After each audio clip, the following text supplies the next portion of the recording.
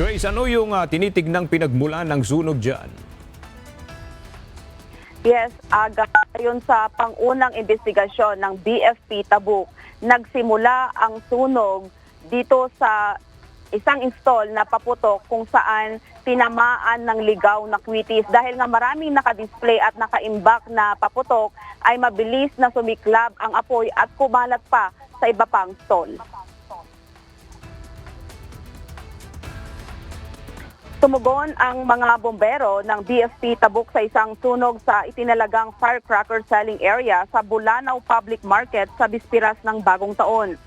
Bandang alas 11:50 ng gabi ng Miyerkules, December 31, 2025, sumiklab ang apoy sa isang stall ng paputok na naging dahilan para sumabog ang mga nakadisplay na paputok at kumalat ang sunog sa mga kadabibang stall.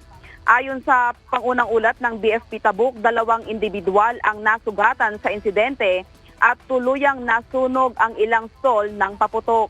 Naideklara ng BFP Tabuk na under control ang sunog bandang alas 11:58 ng gabi at far out naman bandang alas 12:01 ng madaling araw.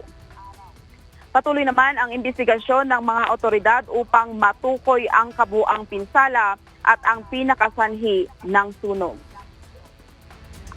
Paalala muli ng mga otoridad sa publiko na maging maingat sa paggamit ng paputok, lalo na sa masisikip at mataong lugar upang maiwasan ang mga ganitong insidente. Yan muna ang balita. Balik sa iyo, Aga. Maraming salamat, Grace Doctolero.